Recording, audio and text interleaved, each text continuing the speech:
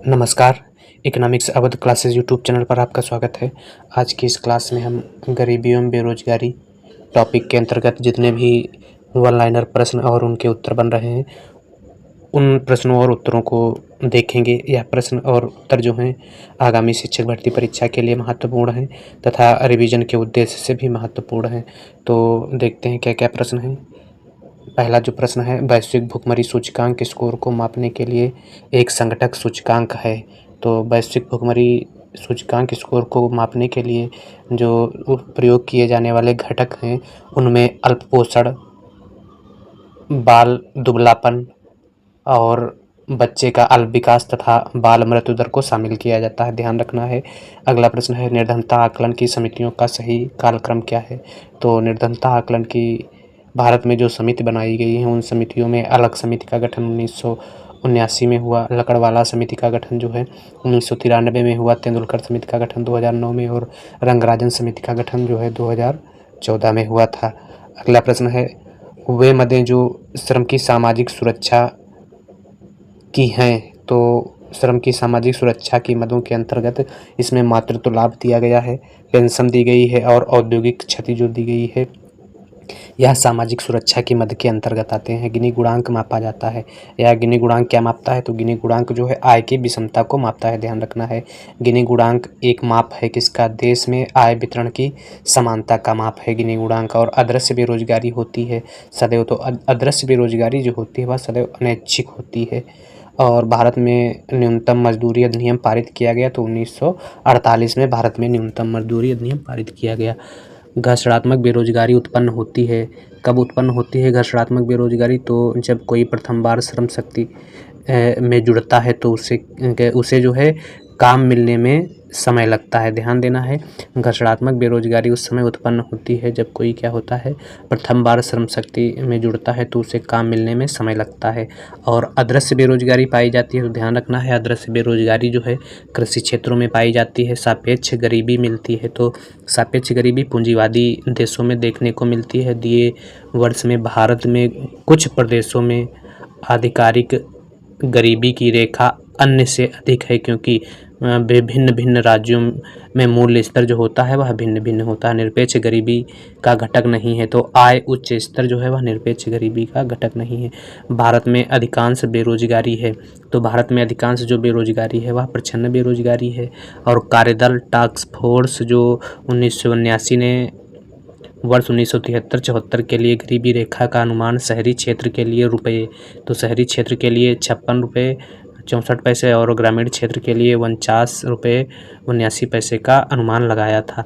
अदृश्य बेरोजगारी मुख्यतः पाई जाती है, तो अदृश्य बेरोजगारी जो है वह अल्प विकसित राष्ट्रों में पाई जाती है। भारत में बेरोजगारी का स्वरूप है, तो भारत में बेरोजगारी के जो स्वरूप हैं उनमें संरचनात्मक बेरोजगारी है, छिपी बेरोजगारी है और घर्षणात्मक बेरोजगारी पाई जाती है। अगला प्रश्न, भारत में अधिकतम बेरोजगारी का स्वरूप है। तो भारत में अधिकतम बेरोजगारी का जो स्वरूप है वह संरचनात्मक बेरोजगारी है। अब अगर संरचनात्मक बेरोजगारी पूछी जाए किसे कहते हैं, तो ध्यान देना है संरचनात्मक बेरोजगारी वह बेरोजगारी होती है जब क्या होता है कि औद्योगिक क्षेत्र में संरचनात्मक परिवर्तन के कारण जो होती है बेरोजगारी उत्पन्न होती है, उसे संरचनात्मक बेरोजगारी कहते हैं। और संरचनात्मक बेरोजगारी जो होती है यह दीर्घकालीन प्रकृति की होती है। और भारत में जो मुख्य रूप से बेरोजगारी पाई जाती है उस बेरोजगारी का स्वरूप जो है वह संरचनात्मक बेरोजगारी है।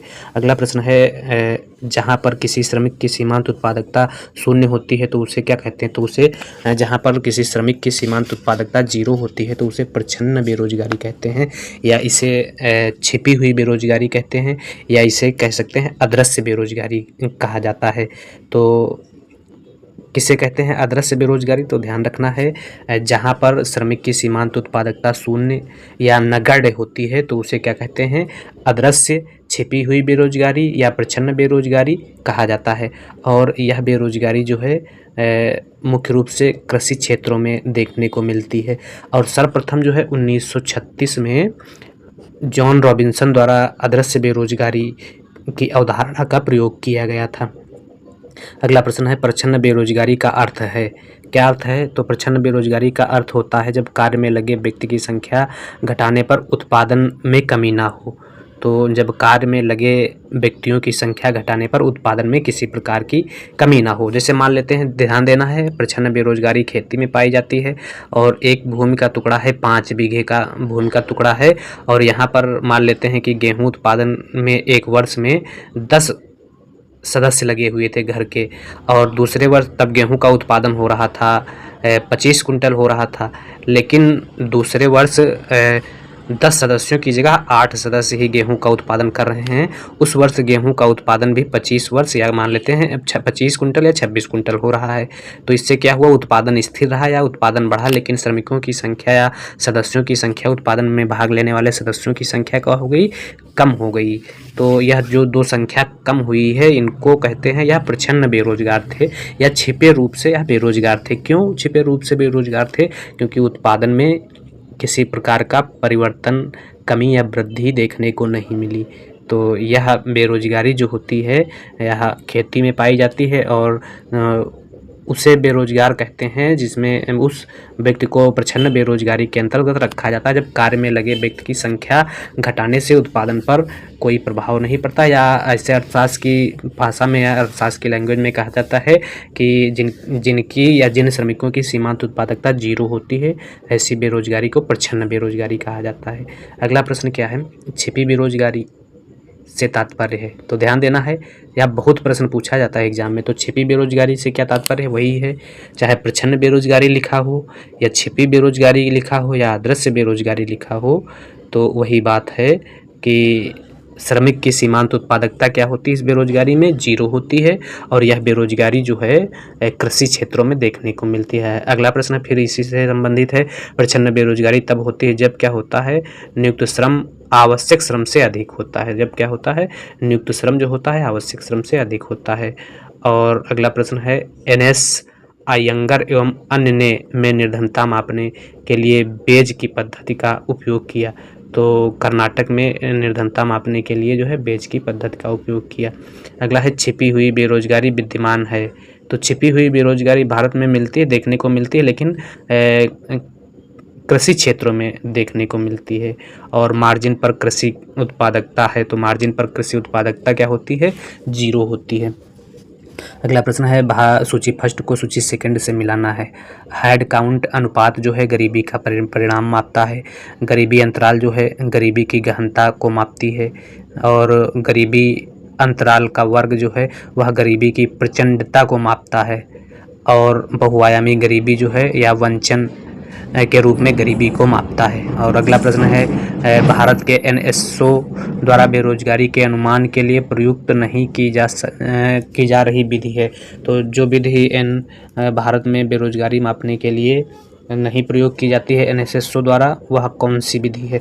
तो ध्यान देना है, भारत में बेरोजगारी मापने के लिए 3 विधियों का मुख्य रूप से प्रयोग किया जाता है, और यह 3 विधियाँ 1973 में भगवती समिति के अध्यक्ष भगवती की अध्यक्षता में गठित समिति का गठन किया गया था। उसी समिति ने यह 3 विधियों का प्रयोग जो है गरीबी मापने के लिए किया था, जिसमें सामान्य स्थित बेरोजगारी और चालू साप्ताहिक, मतलब साप्ताहिक बेरोजगारी, और चालू दैनिक। तो ध्यान रखना है, चालू दैनिक, चालू साप्ताहिक और सामान्य स्थिति की जो बेरोजगारी है उसका प्रयोग किया जाता है। और यहाँ पूछा गया है कि बेरोजगारी में उपयुक्त कौन सा नहीं प्रयोग किया जाता। तो मासिक स्थिति की जो बेरोजगारी है इसका कोई अनुमान नहीं लगाया जा सकता है, लगाया जाता है।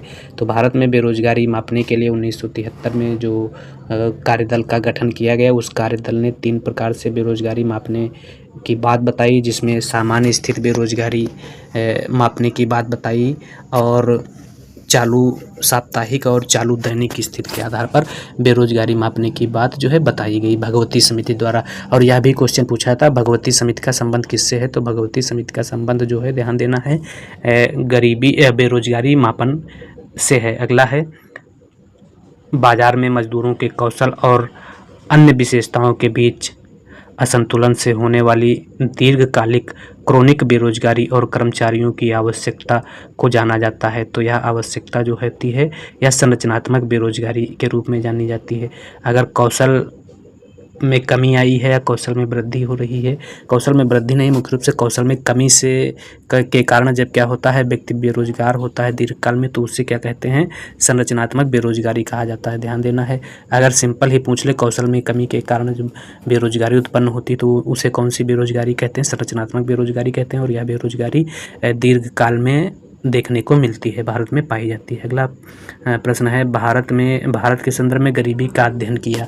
तो भारत के संदर्भ में गरीबी का अध्ययन किसके द्वारा किया गया था? तो ध्यान देना है, भारत में अगर गरीबी के अध्ययन की बात की जाए तो भारत में गरीबी के अध्ययन के लिए सबसे पहले जो है दादा भाई नौरोजी द्वारा गरीबी के अध्ययन का अनुमान लगाया गया।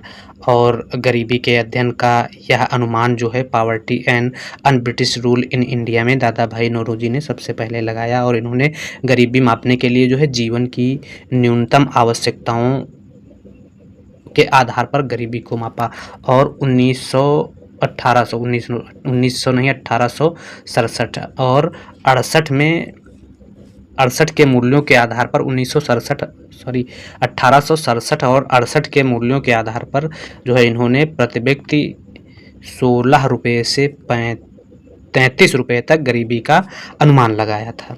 और अगला जो गरीबी के संदर्भ में अनुमान लगाया गया वह नीलकांत दांडेकर और BM रथ के द्वारा जो लगाया गया अनुमान है वह 1971 में नीलकांत दांडेकर और यह है रथ द्वारा जो है गरीबी का अनुमान लगाया गया था। इसके बाद जो है वाई के अलग समिति ने 1979 में गरीबी का अनुमान लगाने के संदर्भ में अपने सुझाव दिए। और वाई के अलग ने जो है पहली बार शहरी और ग्रामीण क्षेत्रों के लिए कैलोरी की अलग अलग मात्रा निर्धारित की। जो ग्रामीण क्षेत्रों के लिए 2100 कैलोरी और शहरी क्षेत्रों के लिए 2400 कैलोरी के हिसाब से जो है गरीबी के अनुमान को निर्धारित किया था। ध्यान रखना, यह क्वेश्चन पूछा जाता है।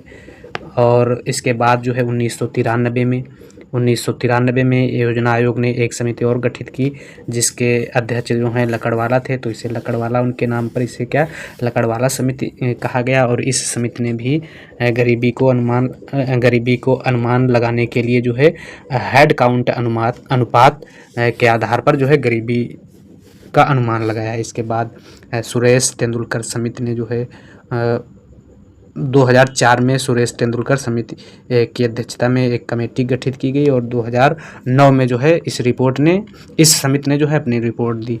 तो सुरेश तेंदुलकर समिति ने गरीबी अनुमान लगाने के लिए जो है गरीबी का अनुमान लगाया। और इस समिति ने जो है गरीबी अनुमान लगाने के लिए गरीबी रेखा के मिश्रण संदर्भ अवधि के आधार पर मासिक प्रति व्यक्ति उपभोग व्यय के रूप में गरीबी को अनुमान लगाया। तो मासिक प्रति व्यक्ति उपभोग व्यय के आधार पर गरीबी का अनुमान जो है वह सुरेश तेंदुलकर समिति द्वारा लगाया गया। इसके बाद क्या हुआ कि रंगराजन समिति का गठन किया गया। रंगराजन समिति का गठन जो है वह जो सुरेश तेंदुलकर समिति के कुछ डाटों की या कुछ आंकड़ों की समीक्षा के लिए रंगराजन समिति का गठन किया गया। और रंगराजन समिति का गठन जो है वह 2011-12 में किया गया था।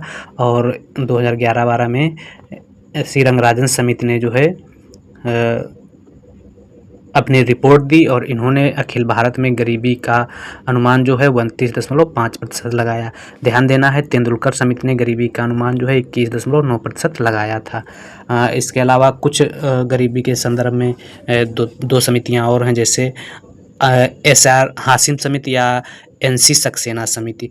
तो यह दो समितियां हैं जिसमें हासिम समिति का संबंध किससे है और NC सक्सेना का संबंध किस समिति से है। तो ध्यान देना है, हासिम समिति का जो संबंध है वह जो है शहरों में गरीबी के निर्धारण के लिए है।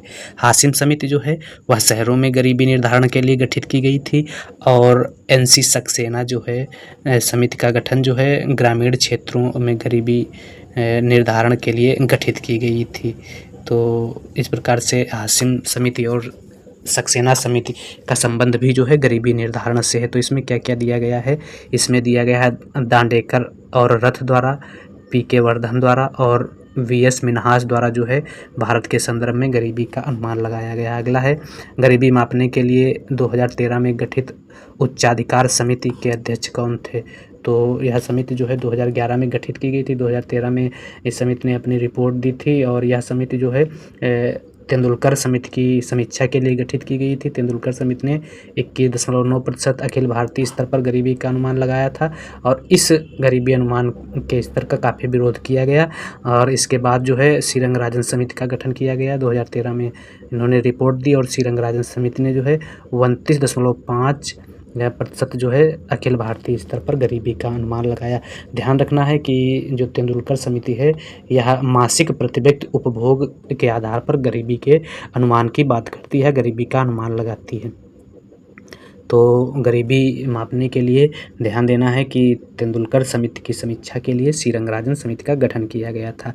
आय की समग्र समानता द्वारा वर्णित किसी आय के बंटन में गिनी गुणांक का मान, तो गिनी गुणांक का मान जो होता है 0 होता है। गिनी गुणांक जो है गिनी द्वारा दिया गया था, प्रोफेसर गिनी द्वारा दिया गया था और यह जो है निर्धनता का अनुमान लगाने का एक माप है। अगर गिनी गुणांक की बात की जाए तो गिनी गुणांक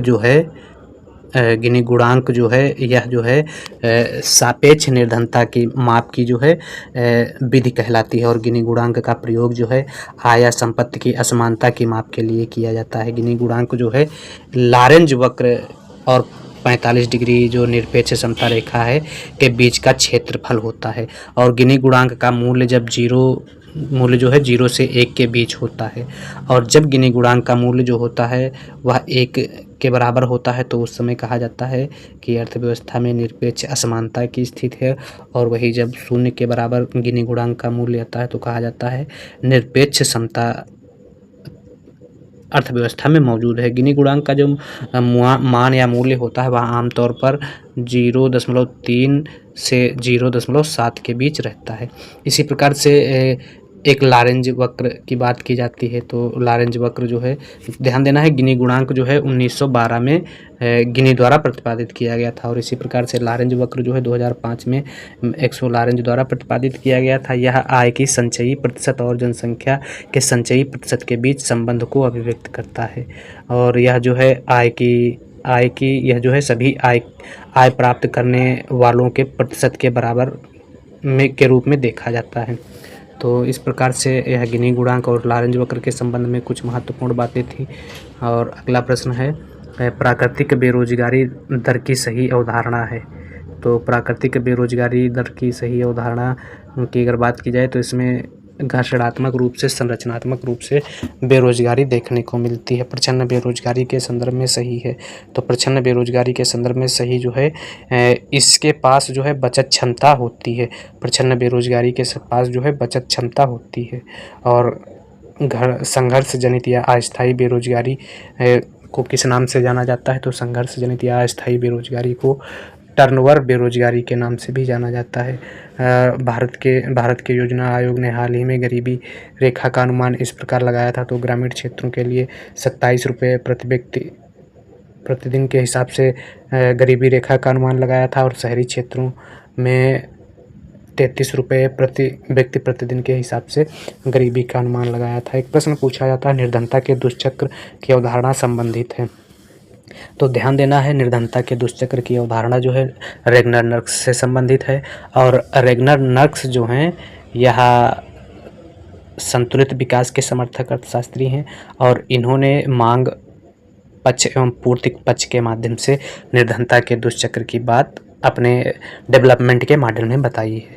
रोजगार गारंटी योजना सर्वप्रथम प्रारंभ हुई तो महाराष्ट्र में रोजगार गारंटी योजना सर्वप्रथम प्रारंभ हुई। छद्म बेरोजगारी जिसे छिपी बेरोजगारी कहा जाता है तो भारतीय कृषि में देखने को मिलती है और कृषि की सीमांत उत्पादकता है तो कृषि की सीमांत उत्पादकता जो है लगभग 0 है और भारत में नगरीय क्षेत्रों में BPL परिवारों की पहचान के लिए जो समिति गठित की गई थी उसे क्या कहा गया तो जो नगरीय क्षेत्रों में BPL परिवारों की पहचान के लिए जो समिति गठित की गई थी, जो नगरीय क्षेत्रों के लिए अभी हम पीछे इस बात का जिक्र कर चुके हैं जो नगरीय क्षेत्रों में गरीबी के लिए नगरीय या शहरी क्षेत्रों में गरीबी मापन के लिए जो समिति गठित की गई थी वह हासिम समिति थी, और ग्रामीण क्षेत्रों में जो समिति का गठन किया गया था वह एनसी सक्सेना समिति था।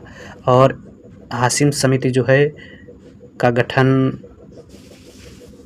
शहरों में गरीबी निर्धारण के लिए किया गया था, ध्यान देना है, और ग्रामीण क्षेत्रों में बीपीएल में गरीबों के निर्धारण के लिए एनसी सक्सेना समिति का गठन किया गया था।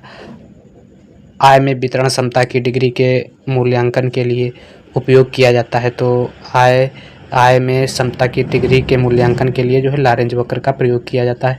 लॉरेंज वक्र माप है, तो विषमता की माप जो है लॉरेंज वक्र कहलाती है, और लॉरेंज वक्र के अंतर्गत जितना अधिक मोड़ होता है उतना ही अधिक समानता का अंश होता है। अगला प्रश्न है, विकास केवल कारखानों, डैम तथा अन्य मूलभूत ढांचे से संबद्ध नहीं होता है, और मूल रूप से यह जो है संबंधित होता है मानव से। इसके अलावा अल्पविकसित देशों में छद्म बेरोजगारी का अर्थ है, तो कुछ व्यक्तियों की सीमांत उत्पादकता शून्य है। अल्पविकसित देशों में छद्म बेरोजगारी का मतलब हुआ कुछ व्यक्तियों की सीमांत उत्पादकता जो शून्य होती है। और निर्धनता का सूचकांक है, तो हेड काउंट सूचकांक, निर्धनता अंतराल सूचकांक या अनुपात, और निर्धनता वर्ग अंतराल अनुपात जो है निर्धनता संकेतांक है, निर्धनता का संकेतक है। अगला है, भारत में गरीबी रेखा के नीचे के लोगों की संख्या के आकलन के लिए योजना आयोग द्वारा अपनाए गए कुछ कारक हैं। तो ग्रामीण तथा शहरी क्षेत्रों में कैलोरी इंटेक तथा पारिवारिक व्यय हैं।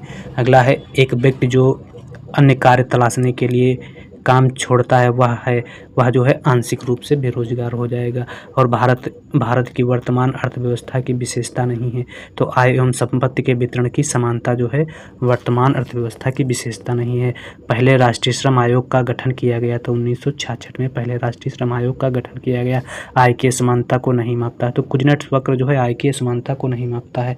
आय की असमानता गिनी गुणांक द्वारा और किसके द्वारा, गिनी गुणांक द्वारा और लॉरेंज वक्र द्वारा नापी जाती है। और गिनी गुणांक का जो गठन किया गया था 1905 में, गिनी गुणांक जो है 1912 में, और 1905 में जो है लॉरेंज वक्र का जो है गठन किया गया था। गिनी गुणांक और लॉरेंज वक्र जो है यह जो है आय की असमानता या आय की विषमता को मापने की जो है सर्वाधिक प्रचलित विधि है। बाकी कुजनेट्स वक्र जो है गिनी गुणांक की विषमता को नहीं मापता है। कुजनेट्स वक्र जो है वह पर्यावरण और आर्थिक समृद्धि या आर्थिक विकास में संबंध की बात करता है। भारत के बच्चों में कुपोषण का माप किया जाता है, तो 3 वर्ष से कम उम्र के न्यून भार वाले बच्चों का जो है कुपोषण माप किया जाता है। भारत में गरीबी की गहनता का आकलन BS Minhas, PK Vardhan, BM Dandekar एवं रथ द्वारा जो है किया गया था। और गरीबी का निवारण कर सकता है तो उत्पादन में वृद्धि, सरकारी उपादान और आय का समान वितरण जो है गरीबी निवारण को कम कर सकता है। और रिसाव का सिद्धांत संकेत करता है, तो ऊंची सकल राष्ट्रीय आय की वृद्धि द्वारा गरीबी कम होना। रिसाव का संकेत जो होता है वह बताता है ऊंची सकल राष्ट्रीय आय द्वारा गरीबी को कम किया जा सकता है। अगला प्रश्न है, भारत में शिक्षित बेरोजगारी का सर्वाधिक प्रतिशत है। तो भारत में शिक्षित बेरोजगारी का सबसे ज़्यादा प्रतिशत जो है वह केरल राज्य में देखने को मिलता है। और भारत में राज्यों एवं राष्ट्र की गरीबी का अनुमान योजना आयोग ने अर्थशास्त्री के दिए गए सूत्र के आधार पर किया। तो लकड़ावाला अर्थशास्त्री और लकड़ावाला समिति जो है 1993 में गठित की गई थी। अगला प्रश्न है, भारत में बेरोजगारी मापने के लिए प्रयोग की जाती हैं। तो भारत में बेरोजगारी मापने के लिए सामान्य स्थिर बेरोजगारी का प्रयोग किया जाता है, साप्ताहिक स्थिर बेरोजगारी का प्रयोग किया जाता है और दैनिक स्थिर बेरोजगारी का प्रयोग किया जाता है। ध्यान देना है कि मासिक स्थिति पर बेरोजगारी का प्रयोग नहीं किया जाता है। और इसके अलावा जो है यह जो है तीनों विधियाँ जो है भगवती द्वारा दी गई थी, और 1973 में इन तीनों विधियों का प्रयोग जो है किया गया था। अगला प्रश्न है, भारत में गरीबी को परिभाषित किया गया। तो भारत में गरीबी जो है कैलोरी अंतर्ग्रहण के आधार पर परिभाषित की गई थी। और भारत में ग्रामीण क्षेत्रों के लिए गरीबी की रेखा का निर्धारण कैलोरी के न्यूनतम औसत दैनिक उपभोग के आधार पर किया गया। तो ग्रामीण क्षेत्रों में 2400 कैलोरी और शहरी क्षेत्रों में जो है 2100 कैलोरी जो है यह गरीबी रेखा का निर्धारण किया गया। और यह गरीबी रेखा का निर्धारण जो है 1979 में गठित वाई के अलग समिति की अध्यक्षता में किया गया था। इसके अलावा 1993 में लकड़ावाला समिति का गठन किया गया और इस समिति ने भी गरीबी निर्धारण के लिए तरीके अपनाए। अगला प्रश्न क्या कह रहा है, तो गरीबी रेखा के निर्धारण के लिए कैलोरी की बात है। शहरी ग्रामीण क्षेत्रों में 2400 है और शहरी क्षेत्रों में 2100 है। भारतीय अर्थव्यवस्था में बेरोजगारी की प्रगति जो है घटनात्मक है, प्रच्छन्न और संरचनात्मक है। तीनों बेरोजगारी पाई जाती है और भारत में वर्तमान समय में गरीबी रेखा का अनुमान किया जाता है तो खुराक की कैलोरी के आधार पर वर्तमान समय में गरीबी रेखा का अनुमान किया जाता है। लेकिन इस समय जो गरीबी रेखा का अनुमान जो है वह कैलोरी के आधार पर नहीं किया जाता है। इस समय जो है गरीबी रेखा का अनुमान जो है वह सुरेश तेंदुलकर की पद्धति के अनुसार जो है मासिक प्रति व्यक्ति उपभोग व्यय के आधार पर व्यक्त किया जाता है। तो यह भी प्रश्न इम्पॉर्टेंट है। अगला है, इस समूची भारतीय अर्थव्यवस्था में बेरोजगारी का अधिक व्यापक रूप है। तो समूची भारतीय अर्थव्यवस्था में बेरोजगारी का जो अधिक व्यापक रूप है वह प्रच्छन्न बेरोजगारी है। और गिनी गुणांक माप है, तो गिनी गुणांक माप जो है आय वितरण की असमानता का माप है गिनी गुणांक, और गिनी गुणांक जो है 1912 में कोरेडो गिनी द्वारा प्रचलित किया गया और यह जो है आय के वितरण की विषमता की माप की सर्वाधिक प्रचलित विधि के रूप में शामिल किया जाता है। और इसी प्रकार से एक आय की विषमता या आय वितरण की असमानता मापने के लिए लॉरेंज वक्र का प्रयोग किया जाता है और लॉरेंज वक्र जो है 1905 में प्रयोग किया जाता है।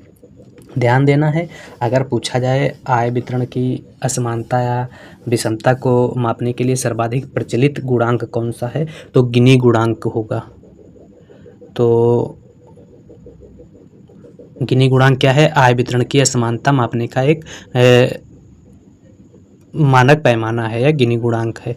और भारत में छिपी हुई बेरोजगारी मुख्यतः संबंधित है तो कृषि क्षेत्र से संबंधित है।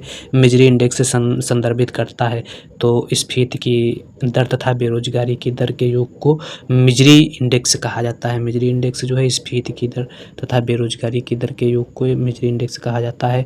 और छद्म बेरोजगारी की अवधारणा संदिग्ध बताया तो TW सुल्ज ने जो है छिपी हुई बेरोजगारी की अवधारणा को संदिग्ध बताया था।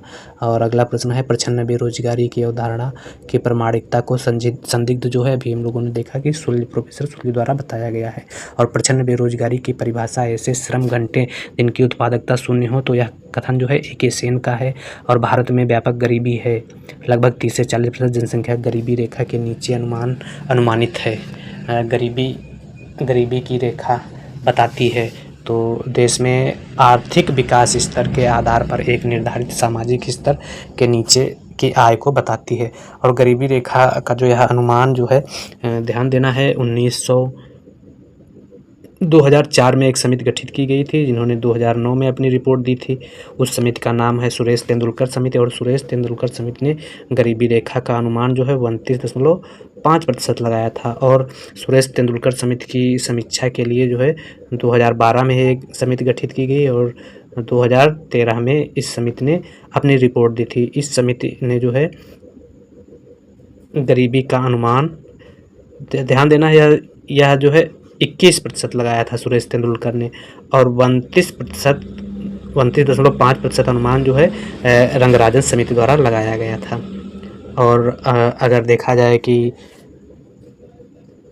किस राज्य में मतलब मासिक उपभोग व्यय कितना था तो शहरी क्षेत्रों में मासिक उपभोग व्यय जो था वह 1000 रुपये निर्धारित किया गया था और ग्रामीण क्षेत्रों में 816 रुपये मासिक उपभोग व्यय निर्धारित किया गया था।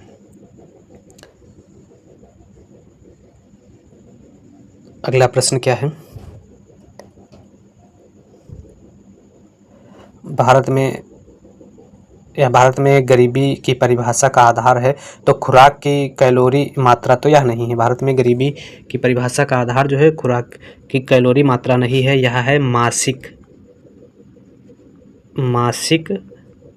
प्रति व्यक्ति उपभोग व्यय। मासिक प्रति व्यक्ति उपभोग व्यय जो है यह क्या है, गरीबी की परिभाषा का आधार है।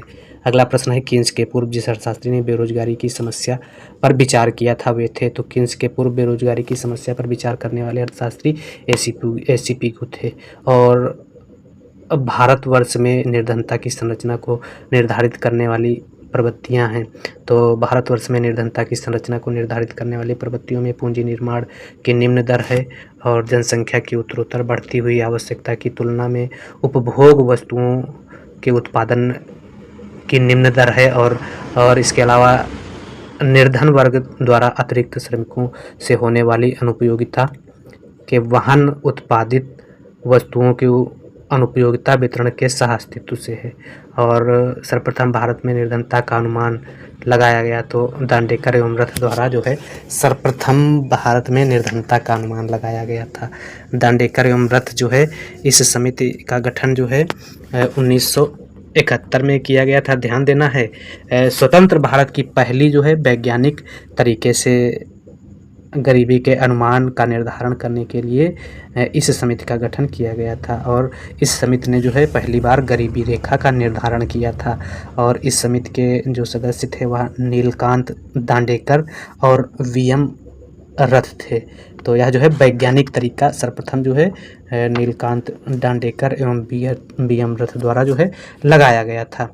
अगला प्रश्न है अल्पविकसित देशों में संरचनात्मक बेरोजगारी के लिए जिम्मेदार नहीं है, तो अपर्याप्त उत्पादक क्षमता जो है जिम्मेदार नहीं है।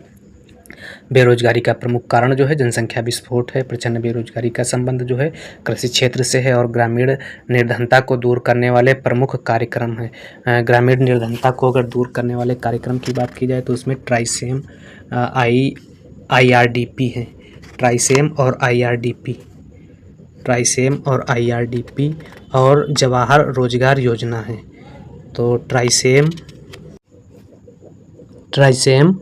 जवाहर रोजगार योजना और IRDP जो है निर्धनता दूर करने के संबंध में प्रमुख समितियां हैं। अगला है देश में गरीबी का मुख्य कारण है, तो जनसंख्या वृद्धि देश में गरीबी का मुख्य कारण है। और जब श्रम की सीमांत उत्पादकता ऋणात्मक हो तो यह स्थिति है तो प्रचंड बेरोजगारी की स्थिति हो जाएगी। जीरो या ऋणात्मक दोनों भी कह सकते हैं। और वितरण की असमानता जानने की प्रचलित माप है, तो गिनी गुणांक जो है वितरण की असमानता मापने की प्रचलित माप है। ओकुल का नियम संबंध दर्शाता है, तो बेरोजगारी और वास्तविक सकल राष्ट्रीय उत्पाद में संबंध की बात जो है ओकुल का नियम करता है। और सेन का गरीबी सूचकांक दिखाता है, तो सेन का गरीबी सूचकांक जो है गरीबों में सबसे गरीब की बात करता है। और भारत में गरीबी के बारे में अफवाह सिद्धांत है दिया था, तो दादा भाई नौरोजी ने गरीबी के बारे में अफवाह सिद्धांत जो है दिया था। और भारत की निर्धनता के संबंध में सही कथन है, तो भारत में निर्धनता के संबंध में सही कथन जो इनमें दिए गए हैं उनमें क्या है, तो निर्धनता रेखा की संकल्पना देश की निरपेक्ष निर्धनता के विस्तार को आंकने में सहायक होती है। कीमत स्तर में परिवर्तन के साथ निर्धनता रेखा में भी परिवर्तन होना चाहिए और निरपेक्ष निर्धनता ना हो तो भी सापेक्ष निर्धनता पाई जाती है। अगला प्रश्न है भारत में बेरोजगारी जो पूंजी की कमी के कारण होती है, तो संरचनात्मक बेरोजगारी जो है पूंजी की कमी के कारण होती है और दीर्घकालीन प्रकृति और कौशल के अभाव के कारण भी संरचनात्मक बेरोजगारी देखने को मिलती है। जब श्रम की सीमांत उत्पादकता रेंज में शून्य या ऋणात्मकता होती है तो यह जो है प्रच्छन्न बेरोजगारी है और ऐसी बेरोजगारी जो है कृषि क्षेत्र में देखने को मिलती है। और भारत में सर्वाधिक प्रचंड बेरोजगारी पाई जाती है तो ग्रामीण क्षेत्र में या खेती में है। और छिपी हुई बेरोजगारी से आशय है, तो श्रमिक की सीमांत उत्पादकता जब शून्य होती है तो क्या कहा जाता है कि अर्थव्यवस्था में छिपी हुई बेरोजगारी है। मौसमी बेरोजगारी जो है, मौसमी बेरोजगारी भी कृषि क्षेत्र में ही देखने को मिलती है। अगर मौसमी बेरोजगारी की बात की जाए तो इसके अंतर्गत क्या होता है कि किसी विशेष मौसम या अवधि में प्रतिवर्ष जो है उत्पन्न होने वाली बेरोजगारी को इसमें सम्मिलित किया जाता है। और भारत में सामान्यतः कृषि में जो है 7 से 8 माह काम चलता है और बाकी शेष महीनों में किसान जो है क्या होता है, बेरोजगार होता है। तो मौसमी बेरोजगारी कृषि क्षेत्र में देखने को मिलती है। इसके अलावा छिपी बेरोजगारी कृषि क्षेत्रों में देखने को मिलती है और छिपी बेरोजगारी में श्रमिक की सीमांत उत्पादकता 0 होती है। इसके अलावा घर्षणात्मक बेरोजगारी क्या है, तो बाजार की दशाओं में परिवर्तन मतलब मांग एवं पूर्ति की शक्तियों में परिवर्तन के कारण जो बेरोजगारी उत्पन्न होती है उसे घर्षणात्मक बेरोजगारी कहते हैं।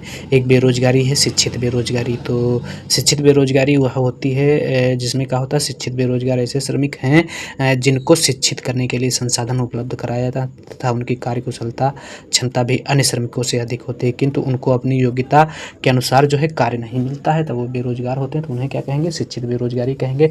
और इसके अलावा चक्रीय बेरोजगारी की अगर बात की जाए तो ऐसी बेरोजगारी तब उत्पन्न होती है जब अर्थव्यवस्था में चक्रीय उतार चढ़ाव की स्थिति देखने को मिलती है। तेजी, आर्थिक सुस्ती, आर्थिक मंदी तथा पुनरुत्थान, यह 4 अवस्थाएं जब देखने को मिलती हैं अर्थव्यवस्था में, तो ऐसे समय जो है चक्रीय बेरोजगारी उत्पन्न होती है। इसके अलावा जो है शहरी क्षेत्रों में जो बेरोजगारी पाई जाती है वह उसे शहरी बेरोजगारी कहते हैं, और यह बेरोजगारी जो है खुले किस्म की बेरोजगारी होती है। इसमें औद्योगिक बेरोजगारी तथा शिक्षित बेरोजगारी दोनों को शामिल किया जा सकता है। और ग्रामीण बेरोजगारी जो है यह जो है कृषिगत बेरोजगारी होती है, और भारत में ग्रामीण बेरोजगारी की प्रमुख समस्या जो है अभी भी बरकरार है। इसके अलावा बेरोजगारी के प्रकारों की अगर बात की जाए तो एक बेरोजगारी का प्रकार है संरचनात्मक बेरोजगारी। तो संरचनात्मक बेरोजगारी का मतलब होता है कि औद्योगिक क्षेत्र में संरचनात्मक परिवर्तन के परिणाम स्वरूप जो बेरोजगारी उत्पन्न होती है उसे संरचनात्मक बेरोजगारी कहते हैं। और संरचनात्मक बेरोजगारी कौशल में कमी के फलस्वरूप भी उत्पन्न होती है, और संरचनात्मक बेरोजगारी दीर्घकालीन प्रकृति की होती है, और भारत में जो है संरचनात्मक बेरोजगारी पाई जाती है। इसके अलावा अर्थव्यवस्था में अनैच्छिक बेरोजगारी देखने को मिलती है, और क्या होती है? अनैच्छिक बेरोजगारी के अलावा ऐच्छिक बेरोजगारी भी देखने को मिलती है। अब अगर अनैच्छिक बेरोजगारी की बात की जाए तो अनैच्छिक बेरोजगारी उसे कहते हैं जब क्या होता है अर्थव्यवस्था में श्रमिक जो है वह प्रचलित मजदूरी पर कार्य करने के लिए तैयार होता है, लेकिन क्या होता है उसे कार्य नहीं मिलता है, तब वह क्या होता है? बेरोजगार हो जाता है। तो कहते हैं कि यह व्यक्ति जो है इसकी बेरोजगार होने की इच्छा नहीं है, फिर भी यह बेरोजगार है, तो उसे क्या कहेंगे? अनैच्छिक बेरोजगारी कहेंगे। वर्तमान में जो शिक्षित बेरोजगारी है यह एक प्रकार से अनैच्छिक बेरोजगारी है। यह सब काम करने के लिए तो तत्पर हैं, लेकिन इन्हें काम नहीं मिल रहा है, तो इसलिए इन्हें क्या कहेंगे? अनैच्छिक बेरोजगारी कहेंगे। और अगर ऐच्छिक बेरोजगारी की बात की जाए तो जब श्रमिक कोई भी उत्पादन कार्य करना ही नहीं चाहता है तो उसे क्या कहेंगे? ऐच्छिक बेरोजगारी कहेंगे। मतलब वह उसको काम तो मिल रहा है जिस मजदूरी पर वह काम करना चाहता है, लेकिन वह काम करने के लिए इच्छुक ही नहीं होता है, तो उसे क्या कहेंगे? ऐच्छिक बेरोजगारी कहेंगे। और अर्थव्यवस्था में जो है इस प्रकार की बेरोजगारी को सामान्य बेरोजगारी के रूप में शामिल नहीं किया जाता है। और यह जो ऐच्छिक बेरोजगारी है इसे प्रोफेसर कीन्स जो है निकम्मों की टोली के रूप में बताते हैं कि यह जो है निकम्मों की टोली है जो कोई कार्य ही नहीं करना चाहती हैं। इसके अलावा चक्रीय और घर्षणात्मक बेरोजगारी जो है विकसित देशों में पाई जाती है, और घर्षण जनित बेरोजगारी जो है पूर्ण रोजगार की स्थिति में भी पाई जाती है। तो इस प्रकार से आज की इस क्लास में हम लोगों ने बेरोजगारी और गरीबी के संदर्भ में कुछ महत्वपूर्ण बहुविकल्पीय प्रश्नों पर डिस्कशन किया। यह प्रश्न जो है आगामी शिक्षक भर्ती परीक्षा के लिए महत्वपूर्ण है और रिवीजन के उद्देश्य से भी महत्वपूर्ण है।